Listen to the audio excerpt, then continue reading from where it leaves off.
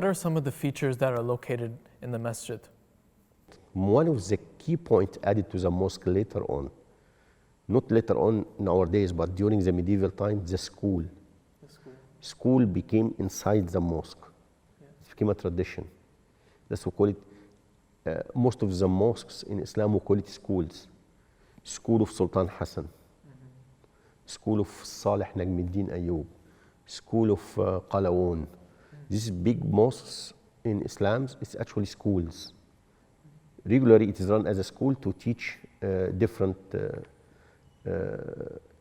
fiqh's mazhab, the main for Sunnah's mazhab, and different Islamic teachings. So it was run as a school. All these elements attach it to the main prayer halls. So it actually started as a prayer halls, then school, then wudu, then washrooms, and the admin to run all this facility together. But all of them centered around this place, the prayer hall. And the circulation must be one of the most important architecture features, if you'd like to talk about it. Circulation inside the mosque, because you have different elements and you need to maintain or to avoid cross circulation between them. Circulation must be separated and in privacy. The entrance of women must be in private, in privacy, away from the entrance of men. The entrance of prayer halls for men and women away from circulation of the school. The circulation of the school and the prayer halls away from any, because some mosques attach it to banquet hall, celebration rooms, just in case if it's a wedding or something like that. As one of the architects behind the construction of this beautiful interior space of the masjid, what are some of the objectives and what are some of the challenges that you faced in designing this mosque? The challenges to, or the process, the official process with the city to design a mosque, it's very important to realize that most of the mosques here let us talk about Ontario, for example, because most of my work in Ontario. Most of the mosques originally were warehouses, renovated or bought by the original owner to be a mosque, not built from scratch. It is not just empty land. They demolished the old building and reconstructed like this mosque. This mosque was unique. Reconstructed from. Yeah. For this one, let us talk basically, and then let's talk about the different cases. First of all, the client of the mosque, it is not a private client. It is a board client. You are dealing with a board, the client. So in your meetings, you are meeting with several people representing the community as a board who are responsible for the mosque. You start to discuss their wishes, what they need exactly, what is available, what is not available. And of course, this is not easy as if you are dealing with private client, which is a community and with different tastes, different imaginations in their minds. They need something. Most of the time, you need to clarify what is allowable, what is not allowable. This is the point. This is the key point. You are dealing first with the border client. In terms of the city itself, building a worship place, one of the key challenges with the city, particularly during the zoning stages, because we have two main stages for approvals. You have to get your zoning approvals first, and then your building permit approval.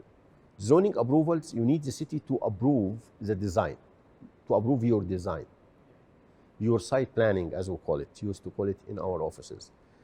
The key point, you need to achieve all the requirements the city asking for, the zoning bylaw asks for.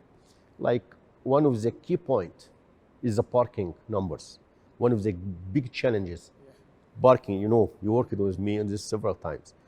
No way to play or to mess around with the parking required, because particularly for Jum'ah prayer for the mosque, if the parking numbers is not enough, This will create traffic jams in the whole neighborhood. And the neighbors will complain. And these complaints will raise to the city. That's why the city concerned, and they have the right to concern about this point of the parking, in addition to the setbacks, landscape coverage, the height, and all stuff. But before of that, the use itself as a worship place must be permitted in this zone. One of the big challenges, if we have a board client community come to us in our office asking for a mosque, and they already bought the warehouse or the place they need to convert to a mosque without checking the zoning bylaw.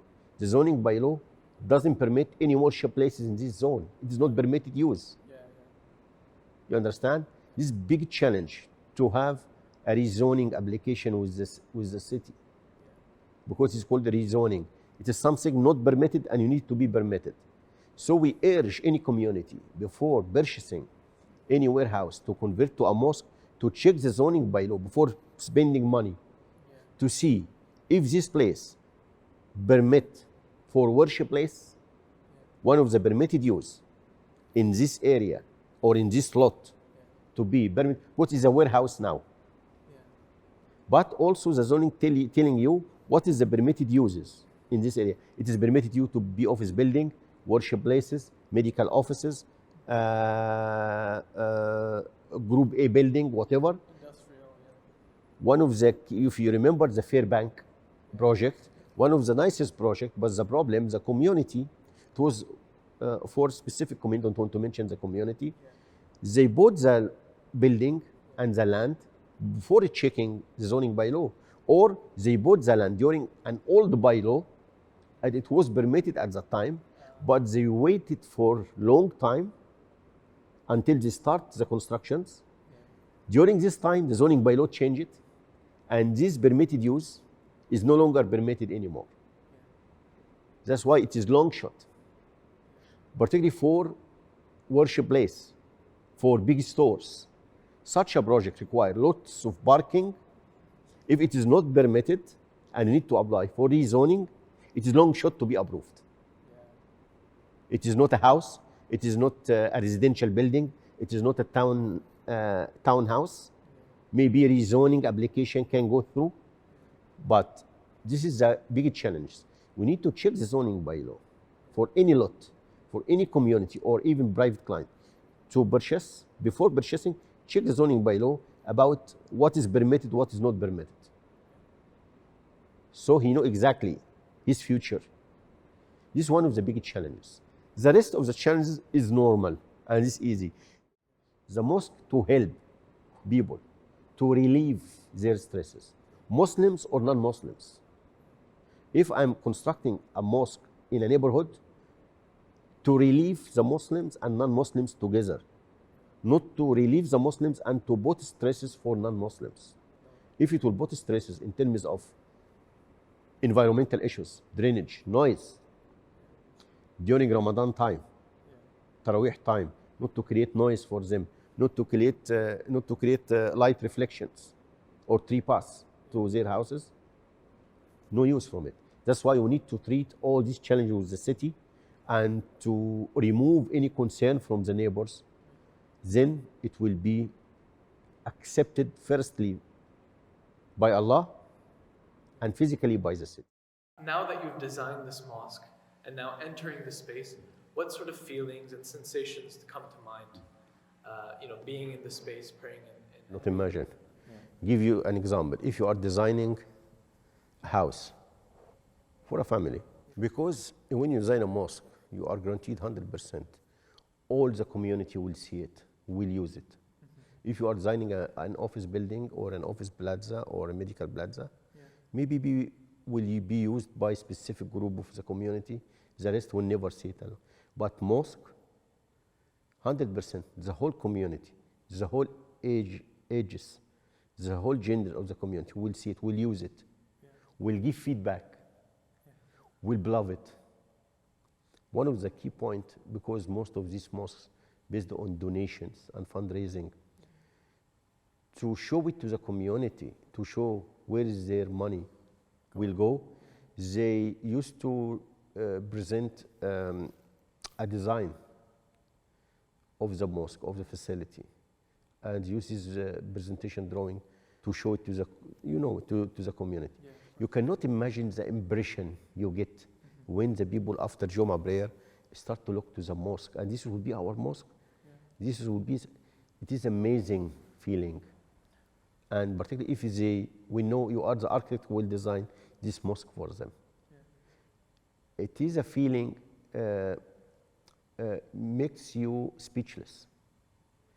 And you feel you need to make it for free even, just for that. Yeah. You understand? Yeah. Because the whole community will give feedback. Literally, the whole community, theoretically and literally, the whole community will give feedback about your design. And most of the time, it is positive and highly appreciated. Yeah. That's why it is very important. Unlike any other project, just the feedback from the client. Even the tenant or the people who will use it later on, you will never see them. Mm-hmm. And most maybe this project will be constructed in different areas, not in your community, yeah, with different communities. That's why the design of the mosque, because you receive immediate feedback from your community and the community you love most. Thank you everybody for watching, and thank you our guest, as I mentioned before, a mentor and close person to me, for attending this Mosquementary, listening in, and seeing the different components and spaces within a mosque. I thank you for your time, and I welcome you to follow us on Instagram, Twitter, Facebook, and keep up with what we're doing at the OCAD MSA. Thank you so much, and have a good day.